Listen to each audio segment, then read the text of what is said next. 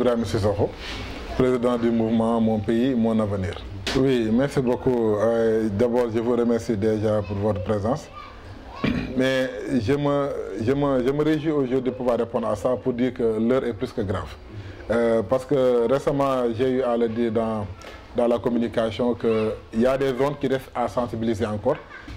Vu qu'aujourd'hui, dans des zones comme Tivaouane Peulh, comme Keur Massar, où les gens à chaque fois se regroupent, quelles que soient malgré les mesures de prévention, les mesures d'urgence, vous remarquez que les gens n'ont pas fait une prise de conscience aujourd'hui de la maladie qui est le coronavirus. Et je pense qu'aujourd'hui, les autorités qui sont là doivent pouvoir au moins parler avec cette jeunesse-là, voir tous les acteurs aujourd'hui qui tournent autour de ça, pour au moins continuer à sensibiliser la population de la gravité d'abord de cette maladie et des conséquences aujourd'hui que la maladie peut avoir sur une population. Vous savez, aujourd'hui, l'État a déjà pris des mesures d'accompagnement, des mesures au moins de précaution et de sensibilisation.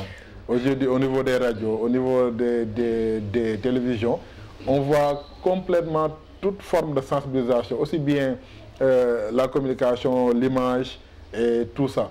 Les gens savent aujourd'hui que pour les cas communautaires, on ne sait pas qui est atteint et qui n'est pas atteint. Ton voisin le plus proche aujourd'hui peut être atteint sans que tu puisses être au courant. Et donc il faut avoir juste le réflexe de dire que je ne vais pas transmettre moi la maladie à quelqu'un d'autre. C'est des vecteurs de protection personnelle.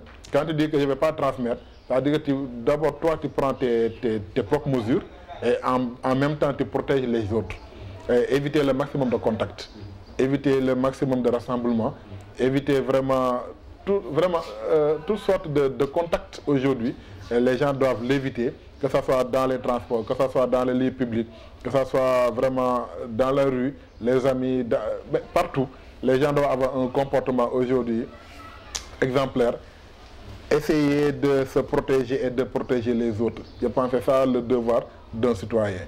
Et pour cela, il faut un respect de soi-même, un respect des autres, et un respect au moins des mesures que l'État a mis en place pour pouvoir sauvegarder l'hygiène publique et protéger aussi les plus faibles.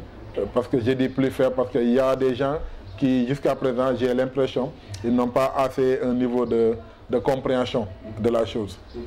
Et ça, c'est des personnes qu'il faut toujours accompagner, sensibiliser et continuer aussi à les sensibiliser pour qu'ils puissent comprendre la gravité même de cette maladie qui disons, est extrêmement dangereuse.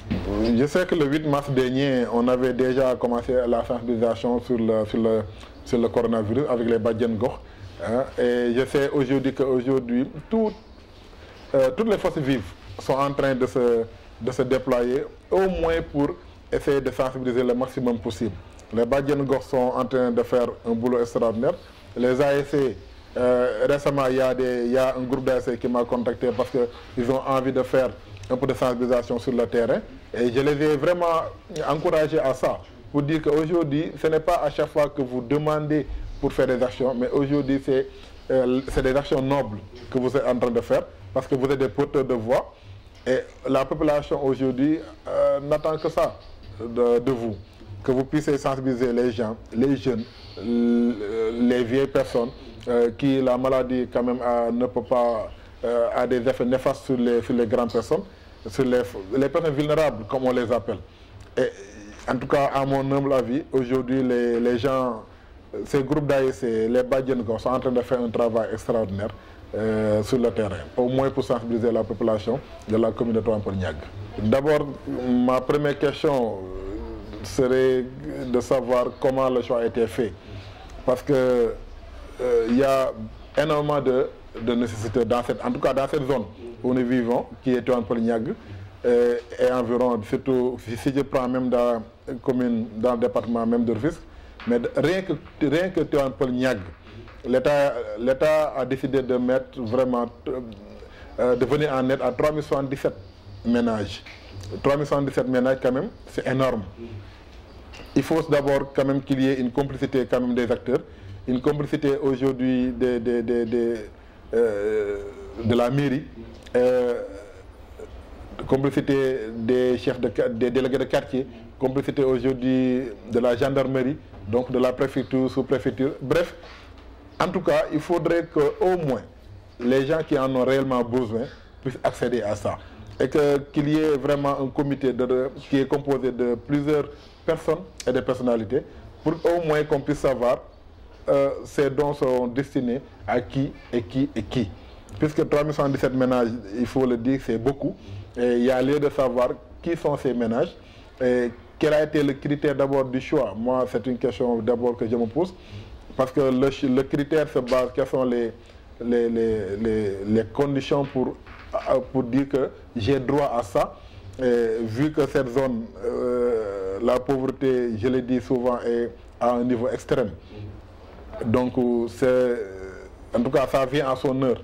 Mais faudrait-il encore que vraiment que les réels bénéficiaires puissent avoir accès à ça. Et que franchement, que ça soit transparent à tous les niveaux, du début à la fin, de cette population qui est bénéficiaire de ça puisse au moins se réjouir d'avoir au moins vu maintenant d'ailleurs ça arrive à son heure vu que ce mois-ci on tend vers le mois béni du Ramadan. Vous voyez que donc ça vient à son heure. Mais honnêtement, je me dis en tout cas, je demande vraiment aux comités qui sont chargés de distribuer au moins ces denrées alimentaires, vraiment de faire le maximum pour que au moins la population réellement bénéficiaire puisse vraiment accéder à ça, sans qu'il y ait de choix arbitraires ou autres. Puisqu'on a déterminé 3117 ménages, ça ne tombe pas du ciel. 3117 ménages, ça veut dire qu'on a fait un recensement. En tout cas, je suppose qu'on a pu faire un recensement dans ce sens pour pouvoir dire vraiment voici le X, Y qui doit vraiment bénéficier de cette aide alimentaire-là. Moi d'abord, là, tel que ça se fait, ça me désole un peu. Parce que dans ce genre de situation, je pense que c'était l'union de toutes les forces vives qui devait faire foi. C'est-à-dire aujourd'hui, on devait sentir que Tivaouane Peulh Niaga, c'est une personne. Et pas que chaque fois que chaque personne puisse se lever et dire de son côté pour faire ceci ou bien faire cela. C'est pas ça le plus important parce qu'à mon niveau, le plus important c'était au moins que tous les acteurs qui font le social aujourd'hui puissent se regrouper devant l'essentiel. L'essentiel c'est aujourd'hui d'aider une part de la population qui en ont besoin. Et pour les aider, il fallait au moins que les gens, au moins vraiment, puissent unir leurs forces. Mais vu que les gens sont parfois gèrent de manière individuelle, ce n'était pas l'idéal.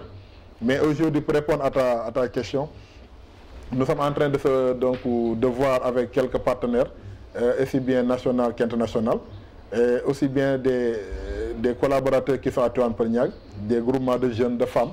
On est en train vraiment de voir comment on va s'organiser pour venir en aide à une part de la population.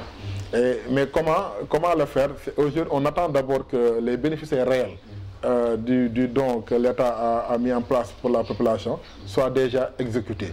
De ce fait, on va faire un suivi pour voir qui a bénéficié et qui n'a pas bénéficié. Parce que ce qu'il faut éviter, c'est donner à un ménage quand même 2 fois ou 3 fois, alors que d'autres à côté n'en ont pas. Ce n'est pas l'idéal. L'idéal, c'est que tout le monde puisse avoir le même niveau de traitement. Pour cela, moi personnellement, j'ai demandé aux gens avec qui je travaille d'attendre, de savoir qui sont les bénéficiaires que l'État a déjà choisis dans la commune de Tivaouane Peulh Niaga. Maintenant, ceux qui n'étaient pas du tout peut-être sur la liste, qu'on puisse les venir en aide aussi pour qu'ils puissent aussi bénéficier de ça et puissent passer un mois quand même sans, disons, avec moins de soucis et moins de problèmes. Comme vous l'avez dit, le mois de Ramadan est pointe à l'horizon. Toute bonne volonté aujourd'hui doit pouvoir faire un geste, surtout avec cette période-là où les gens ne travaillent pas, où certaines personnes qui pouvaient avoir quelque chose au jour le jour, ça cause un problème, vu qu'aujourd'hui, pratiquement, beaucoup de secteurs ne marchent plus. Donc ça cause un réel problème financier pour certains ménages. Donc on va penser à ces gens-là et voir dans quelle mesure vraiment on va les accompagner et pour soulager au moins leur peine dans ces moments difficiles. Bon, moi, là, je ne vais pas... mon point de vue sur ça, c'est simple. C'est-à-dire, aujourd'hui, chaque commune peut-être a sa façon de faire. L'idéal, c'était que les gens sentent le maire à 100% dans ces moments-là. Maintenant, comment il s'organise avec ses collaborateurs, je ne suis pas conseiller pour le savoir. Je ne sais pas au niveau du conseil municipal. Mais en tout cas, je sais, dans ces moments difficiles, tout le travail d'un maire, c'est de ne même pas dormir. C'est ça aujourd'hui qu'on attend d'un maire, d'être au chevet de la population, de les accompagner, qu'on puisse le sentir, même si aujourd'hui il n'y a pas beaucoup de moyens, qu'on puisse sentir sa présence, qu'on puisse sentir qu'au moins il est là pour soulager cette population-là. Et j'ose espérer qu'ils sont en train de le faire, parce que je n'ai pas d'informations sur ça, mais je pense que réellement, c'est ça qui devrait être le cas. Si ce n'est pas le cas, je les vraiment demande de bien vouloir vraiment aider cette population qui en a vraiment besoin. Aujourd'hui, ce n'est pas l'heure de penser politique ou autre. Aujourd'hui, ce n'est pas le moment. Tout ce qu'on demande aujourd'hui d'un leader, que tu sois politique ou pas, c'est d'être au chevet de la population. Et aujourd'hui, moi, en tant que, en tout cas, fils de Tivaouane Peulh, ce que j'attends de mon maire, c'est de le voir. Et de voir qu'il est impliqué à 100%. Voilà. Et moi, j'attendais vraiment même qu'il appelle toutes les forces vives même de la commune, toutes les bonnes volontés, les leaders qui sont là, au moins de les unir pour une même cause, comme le chef de l'État l'a fait. Je dis, il a appelé toutes les forces de la nation pour la même cause. C'est d'aider aujourd'hui, c'est le Sénégal qui a besoin, et c'est le peuple sénégalais qui a besoin. Aujourd'hui, donc, on n'a pas besoin de se diviser, c'est l'heure au moins que les gens doivent s'unir pour aider ceux qui en ont réellement besoin. C'est très important à ces moments difficiles-là de voir tout le monde, quelle que soit ton appartenance, qu'on puisse te sentir et sentir au moins ta solidarité. Moi, je dirais souvent, je vais répéter ce que le ministre de la Santé dit tous les jours et le président. Aujourd'hui, il faut un comportement républicain. Un comportement républicain parce que la propreté, ce n'est pas une question de pandémie, c'est un comportement de tous les jours. On ne doit pas attendre qu'il y ait pandémie pour qu'il y ait au moins un comportement républicain ou civique.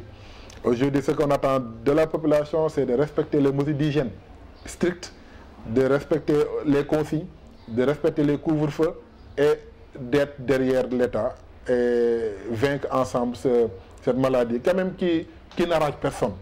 Qui n'arrange personne. Le riche, le pauvre, ça n'arrange absolument personne. Donc je lance un appel vraiment à tous ces jeunes. Parfois en allant au boulot, je les vois se rassembler au marché, tout ça. Dans les cars, je vois toujours qu'il y a toujours des gens qui sont à un nombre qui n'est pas autorisé. Et dans les clandos, c'est pas bien, et vu qu'aujourd'hui ça va créer un autre problème. Donc je lance un appel à ces jeunes, à ces femmes, à ces braves personnes, de faire encore violence sur eux-mêmes pour essayer de vaincre cette maladie et continuer à respecter les règles d'hygiène et de se protéger le maximum.